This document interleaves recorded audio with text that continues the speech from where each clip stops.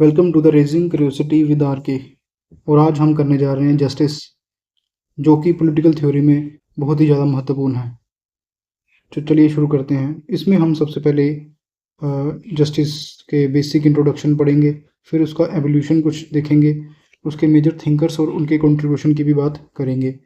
ये क्लास जो है ये यूज़फुल रहने वाली है ग्रेजुएशन के बच्चों को के लिए, मास्टर्स के बच्चों के लिए और यूजीसी नेट पॉलिटिकल साइंस के स्टूडेंट्स के लिए। सबसे पहले जस्टिस है क्या? जैसे जस्टिस हम आज देखते हैं, जस्टिस का कंसेप्ट हमेशा ऐसा नहीं था। सो देखते हैं, ये एक सबसे इम्पोर्टेंट फंडामेंटल कंसेप्ट है पॉलिटिकल थ्योरी का। ये रेफर करता है फेयरनेस, राइटियसनेस और giving every individual what is due. जो हर एक इंडिविजुअल का जो ड्यू है, जो उसको मिलना चाहिए, ये उस पर फोकस करता है। ये रेगुलेट करता है रिलेशनशिप इंडिविजुअल, सोसाइटी और स्टेट के बीच में।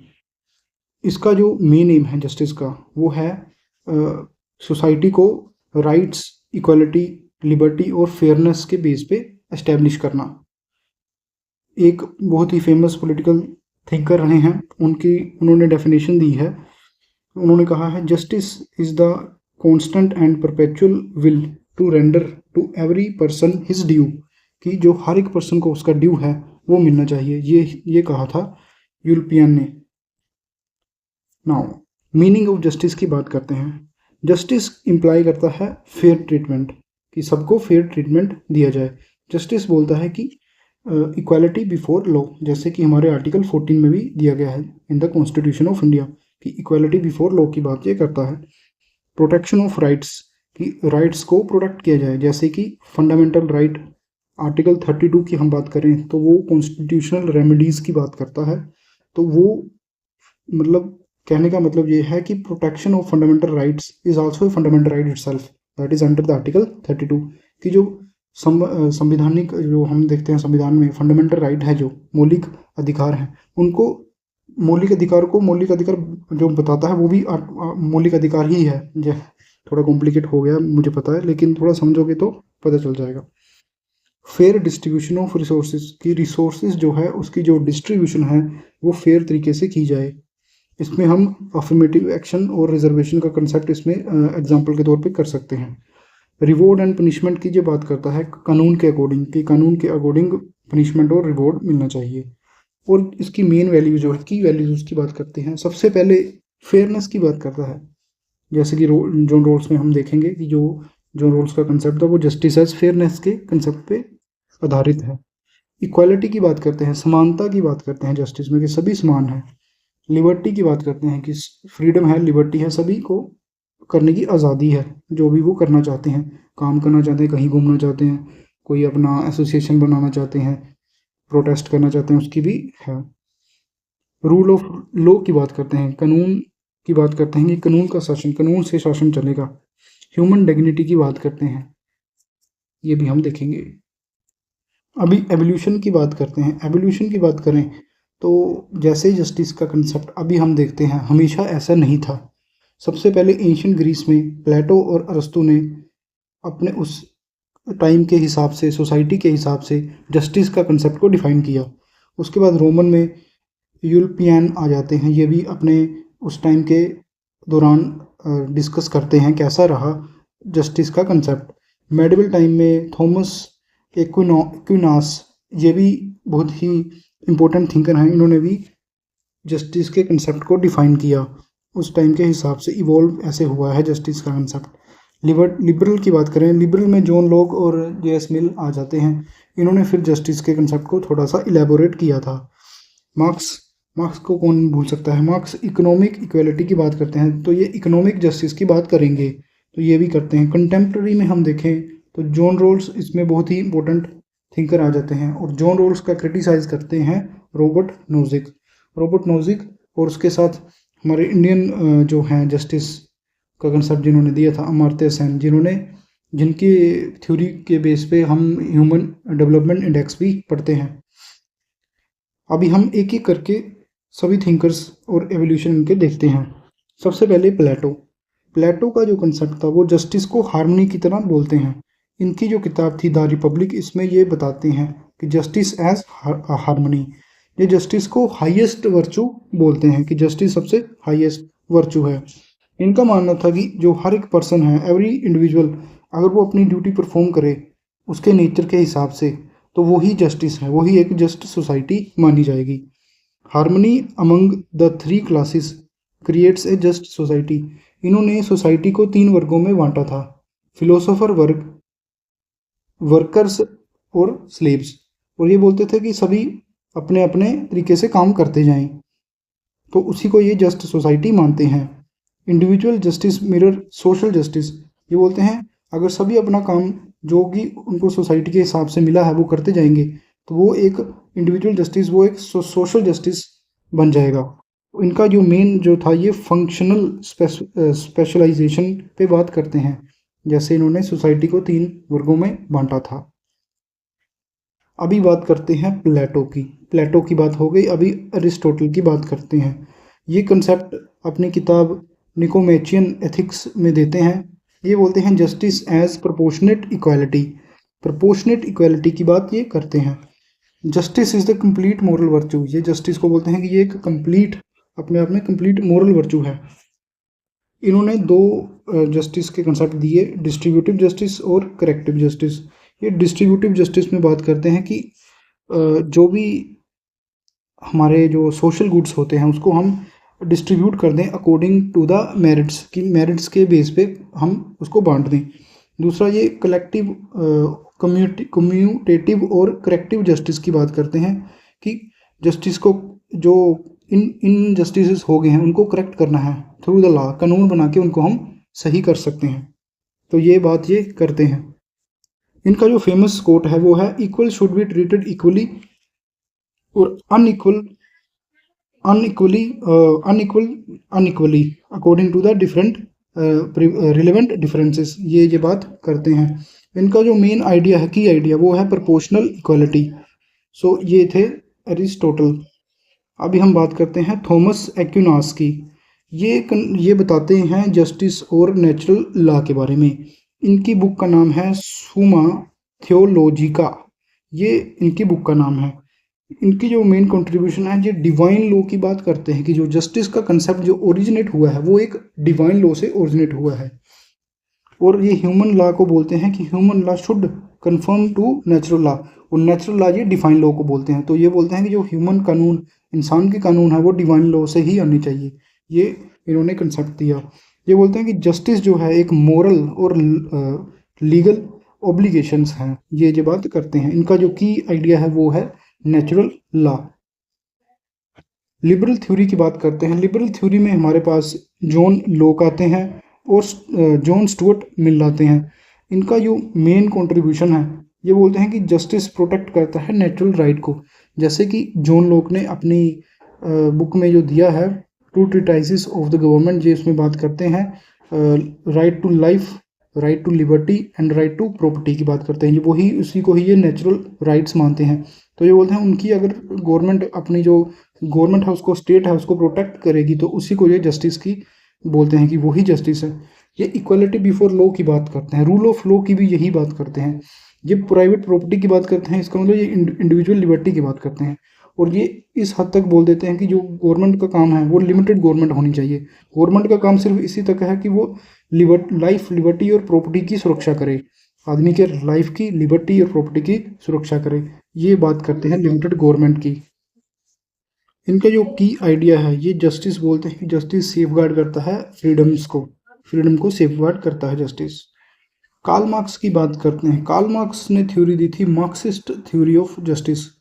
इनकी जो बुक है वो सभी को पता ही है, कम्युनिस्ट मैनिफेस्टो और दास कैपिटल इनकी बुक है।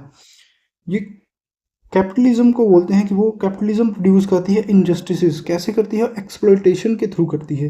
कैपिटलिस्ट क्या करते हैं? वो लेबर का एक्सप्लॉइट करते हैं।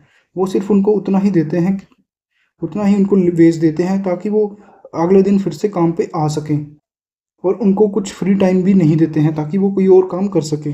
सो ऐसे ये बताते हैं। ये बोलते हैं कि लॉ रिफ्लेक्ट करता है रूलिंग क्लास के इंटरेस्ट को, यानी कि कैपिटलिस्ट क्लास के इंटरेस्ट को। Justice requires evolution of private property. ये बोलते हैं कि अगर प्राइवेट प्रॉपर्टी को ख़त्म करेंगे तो ही जस्टिस आ पाएगा। ये बोलते हैं कि जो प्रॉपर्टी है वो कॉमन होनी चाहिए, कम्युनलिज्म की बात ये करते। इनका ये मानना था कि जो ट्रू जस्टिस है वो एग्जिस्ट उसी सोसाइटी में कर सकता है, क्लासलेस कम्युनिस्ट सोसाइटी में। यहाँ कोई क्लास ना हो और सभी बराबर हो, इक्वालिटी हो वहाँ पे।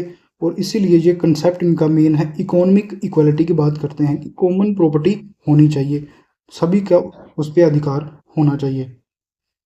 John Rawls, one of the most important in this theory of justice. Without John Rawls जो थ्योरी ऑफ जस्टिस है इनकम्प्लीट है, और ये बहुत ही ज़्यादा इंपॉर्टेंट है। इन्होंने कंसेप्ट दिया था जस्टिस एज फेयरनेस। ये बताते हैं अपनी बुक में ए थ्योरी ऑफ जस्टिस, इनकी जो किताब है उसमें इन्होंने ये कंसेप्ट दिया था। इन्होंने डिस्क्राइब किया है अपने जस्टिस एज फेयरनेस को थ्रू ओरिजिनल पोजीशन और वेल ऑफ इग्नोरेंस से। ओरिजिनल पोजीशन एक ऐसी पोजीशन है जहाँ एक पर्सन जो एक पॉलिसी मेकिंग का काम करता है उसको ये नहीं पता कि उसकी सोसाइटी में कैसी पोजीशन है, क्या वो मेल है वो फीमेल है, उसको अपने जेंडर का नहीं पता, अपने कास्ट का नहीं पता, अपने रिलीजन का नहीं, तो उसको कुछ नहीं पता। उसको नहीं पता कि वो अपर कास्ट है या लोअर कास्ट है, वो ये नहीं पता वो इस्लामिक रिलीजन से आता है या हिंदुज़म से आता है, वो क्रिश्चियन है या वो सिखिज़म से है, उसको नहीं पता। और वो क्यों नहीं पता? क्योंकि वेल ऑफ इग्नोरेंस है उसके सामने, एक इग्नोरेंस का पर्दा है उसके पीछे है वो।